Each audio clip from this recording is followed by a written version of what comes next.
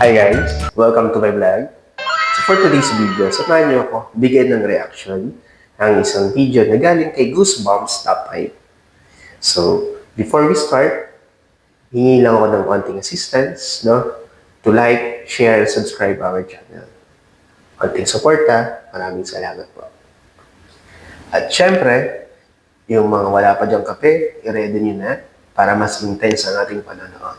So ano pa hinihintay natin? Huwag natin patagalin to. Banatan na natin bago pa banatan ng iba. Let's go!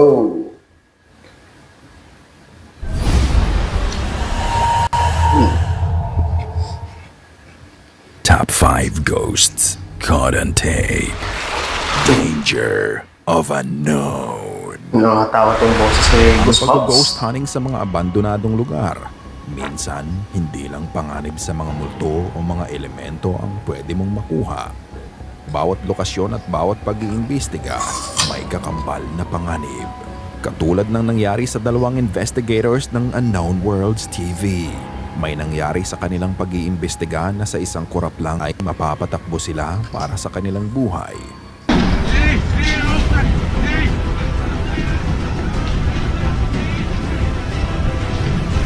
Nagsimula ang lahat ng puntahan nila ang abandonadong gusali na natagpuan lang nila sa Google Map. Ang hindi nila alam, papasok sila sa isang sitwasyon na maaaring ikapeligro ng mga buhay nila. Ito ang haharapin ng magkakaibigan at ganito din ang hinaharap ng bawat investigators kahit saan man, ang danger of the unknown. Sinimulan nilang ikutin ang gusali. Sa umpisa pa lang ng pag-iimbestiga, iba na ang nararamdaman nila. Habang sila ay pababa sa basement, sinalubong sila ng napakatapang na amoy ng sulfuric odor o ihi.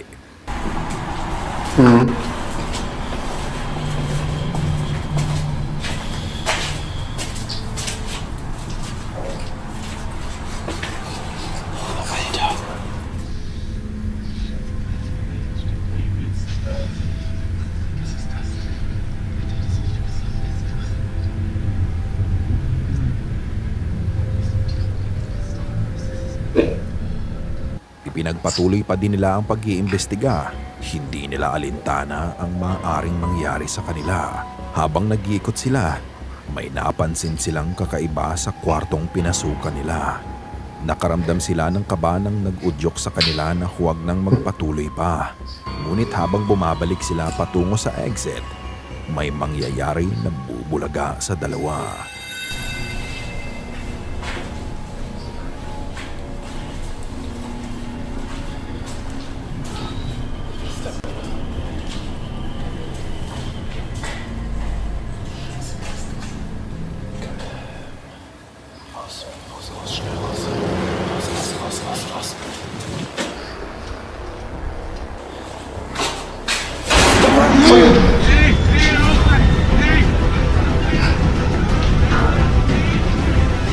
Lapit, tao. Bigla na lang lumabas ang May isang tao. lalaki sa pinto sa kanan. Hindi ito Ah. inaasahan ng magkaibigan. Lalong nanginig sa takot ang dalawa nang makita nila ang hawak ng lalaki. Isang mahabang kutsilyo Nako. at handa silang saktan nito. Sa taas ng adrenaline ng bawat isa, napatakbo na lang sila. Hindi na malayan ng may hawak ng camera na naiwan ang kasama niya. Maririnig mo ang mga sigaw nito. Pahina ng pahina ang tinig ng kaibigan niya hanggang ang boses ay naglaho na.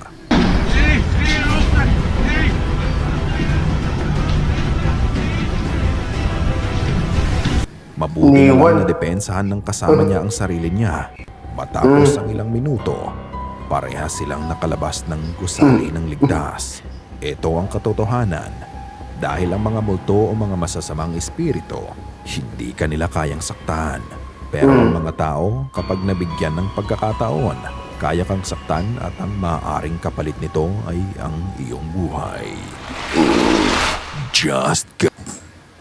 Yan yung sinasabi na mas nakakatakot ang ma-encounter mo yung tao compare sa mga elemento, spirito. Kasi yung tao, pwede ka niyang saktan.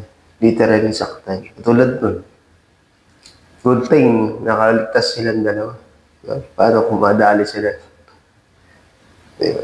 May nakatira pala doon. Abandoned place eh. Hindi mo rin masabi talaga. No? Got home. One Sunday afternoon, matapos mamili ng ina ng nag-post ng video, pumasok siya sa kanilang bahay at masaya pa siyang sinalubong ng kanyang alagang aso. That afternoon, ilalakad na ng ina ang aso niya. Habang kinakabit nito ang leash sa kanyang fur baby, tignan niyong mabuti ang mangyayari.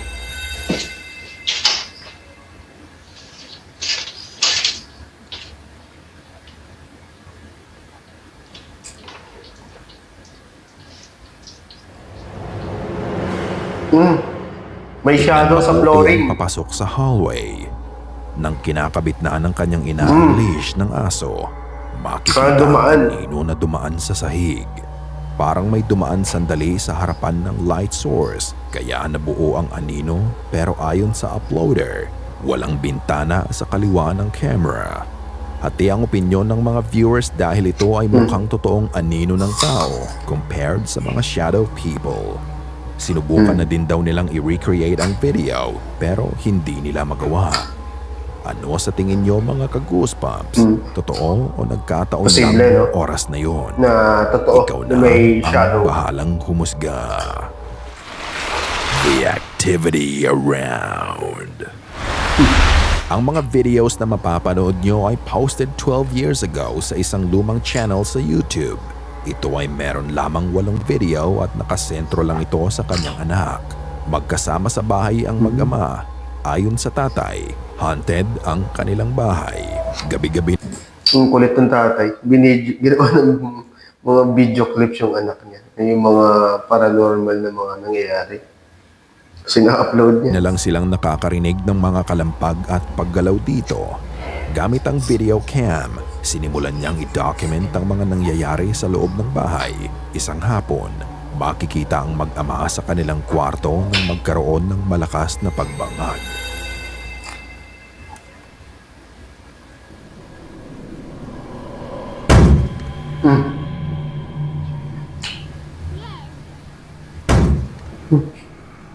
Ito ang creepy ng bata.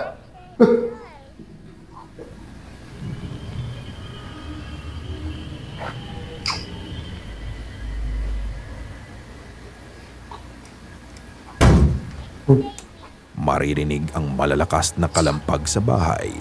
Sa lakas ng tunog nito, nagugulat pa ang dalawa sa naririnig nila. Matapos lang ang ilang araw, patuloy pa din ang mga activity sa loob ng bahay. Pero napansin ng ama na nakasentro ang mga activity sa bata. Isang gabi, pagkatapos nilang kumain, ini-scan ng anak niya ang kanyang libro nang bigla na lang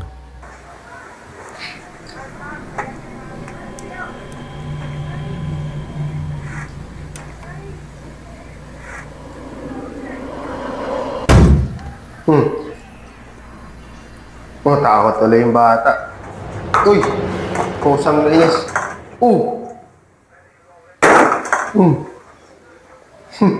malalakas na pagbangag uli ang maririnig na Lumipad ikinukulat yung, ng bata. Sa laptop. takot ng bata ay nagmamadali itong tumakbo palabas ng kwarto. Pagkatapos nun, makikita mo ang paglipad ng pulang bowl. Parang may bumato nito. Sinundan ito ng pagdulas ng isa pang bowl at cup pakaliwa at matapos nun, malakas na puwersa ang umangat ng bahagya sa lamesa. Angat yung gamit. Matapos uli ang ilang araw, naglalaro ang anak niya ng mga letter magnets sa refrigerator at ito ang nangyari. Nako po. And a P.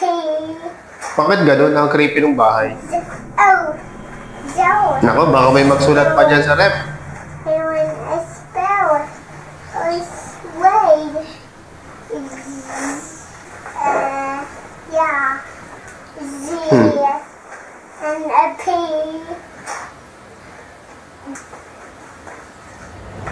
What happened? What happened? Inaayos ng bata ang mga Well, magnets sa misled ref. lahat. As a kid, he is just enjoying kung ano ang pwede niyang malaro. As he play with the magnets, bigla na lang nag-rearrange ang mga ito ng kusa. Napatanong na ang bata at sinabing, "What happened? What do you think is happening inside the house?" Is the boy really haunted? Matapos nun ay wala nang naging update pa sa kanila. Yung kulit, ano? Sinupervise niya yung anak niya. Binibidyohan niya. May mga nakaka-capture talaga siya. Pero hindi na nasundan eh. Ano kaya nangyari din? Kung pag talaga mga bata, ano, napaka-legit ng mga reactions. Talagang walang script eh. Kung ano yung naging reaction nila, yun yung naramdaman nila, na-observe nila. So, for me, pag talaga bata yung mga nandyan sa ganyan situation, napaka-authentic talaga nung video. No? While streaming. Apat na magkakaibigan ang magkakausap habang nag-i-stream. They were just having a discussion about a certain topic. Pero ang diskusyonan nila ay panandali ang mai-interrupt dahil may napansin ang isa sa kanila. They blew everything up to bring in some superstars, but y'all already got RJ Brunson, y'all got Josh Hart. I think y'all need to build off of those two people and a couple of more pieces. I do like RJ Barrett, but I don't know, it might be time for him to go as well. You never really know. So I say you just build off of those people. May dumaan kay Chris D. Kay Chris D. Oh, yo, Junebug, chill out. Yo, that wasn't even a person. Parang shadow. Junebug, chill out. I ain't got time for this. Yo, did we catch a ghost on stream? Bro, stop. No, stop it. Tignan mabuti ang streamer sa bottom left ng No. screen. Ang nakita ng isa sa kasamahan nila ay pagdaan ng anino sa likod ng lalaking kausap nila. It swiftly moved behind him from right to left at may pagka-transparent ang shadow figure. Sa pagdaan ng multo ay napalingon pa si Chris sa kanyang likuran as if he felt a presence.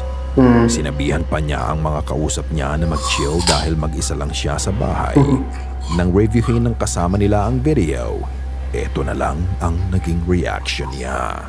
Stop playing, bro. I'm looking at it right now. I'm gonna go look at it right now because this is what? Bro, What? Junebug, what happened? that What? was not a person, bro. Bro, chill out. What are y'all talking about? Kitang-kita ang disbelief mula sa mukha niya na na-capture nila ang multo sa stream nila. Ano Live kaya sa yun. tingin niyo ang dumaan sa likod niya? Kayo na ang bahalang humusga. Nahirap i-edit ko. Live streaming. Viewers Caught Ghost. Ito ang mga video na pinadala sa atin ng ilan sa ating mga viewers. Kayo na ang humusga sa mga mapapanood nyo. Ang unang video ay pinadala ni Trisha Isabel Ahero 22 habang siya ay nagte-TikTok ng alauna ng madaling araw. Bigla na lang may nakisama sa video niya. Creepy.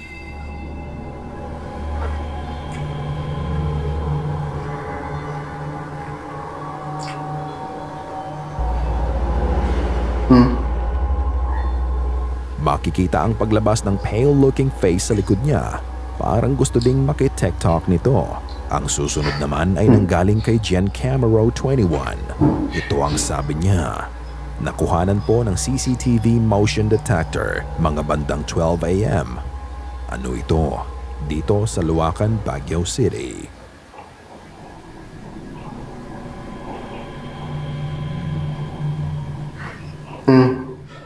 May wisp.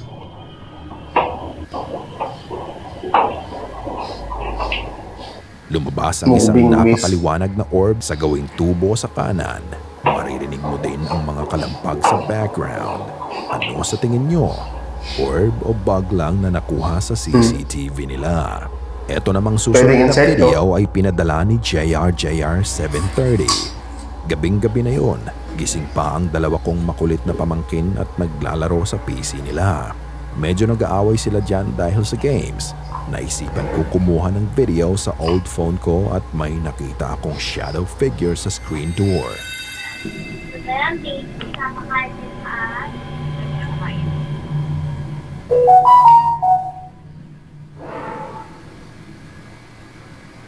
Parang sa puno.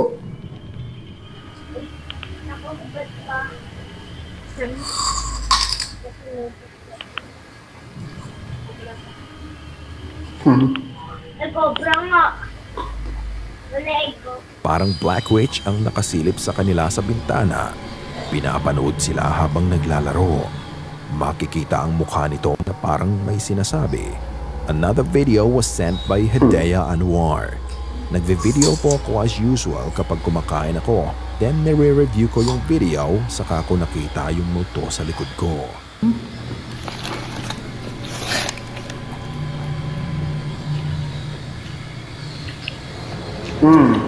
Habang kumakain siya, makikita mo ang mabilis na pagdaan ng mist-like entity ang pumapanik sa hagdan. Ito ay parang usok na bigla na lang dumaan sa likod niya. At ang huling video natin for the night, ayaw magpakilala ng sender but this happened at the university sa Negros Occidental. Kakatapos lang ng huling klase, it was 9 p.m. Naisipan ng kaibigan niya na i-video ang gusali sa gabi nang may hindi inaasahan siyang nakuha.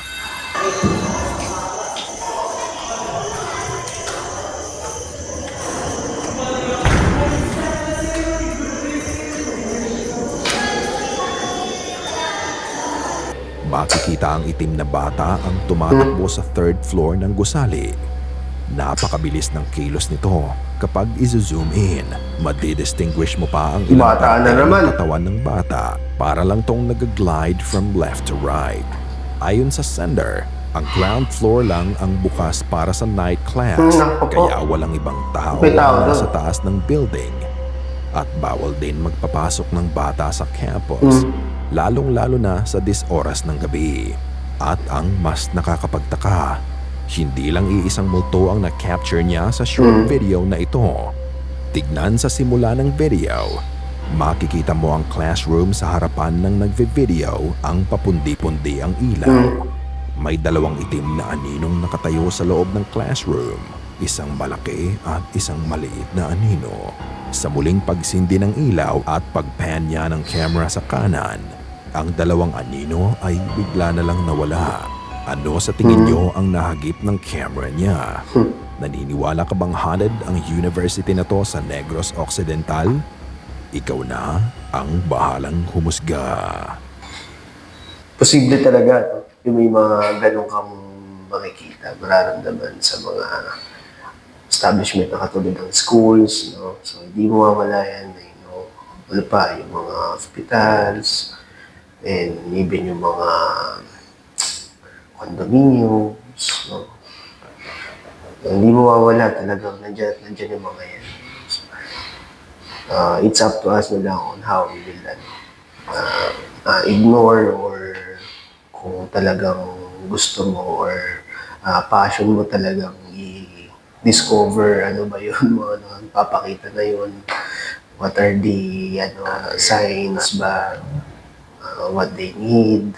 So may mga paranormal na mga tao na ganyan nagiging trabaho nila. It's up to them, no?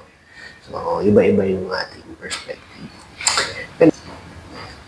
So guys, natapos na naman ang pagbibigay natin reaction sa isang video na galing kay Goosebumps Top 5. Grabe, no? Si Goosebumps Top 5. Nakakatakot yung boses, no? So ang galing yung narration niya. Again, thank you so much sa pagsama sa atin at patuloy na suportahan natin ang ating channels. Like, share, and subscribe and click the notification bell para update tayo sa mga succeeding videos natin. Alright? So, hanggang dito na lang muna. Maraming salamat. Ingat po lahat at God bless.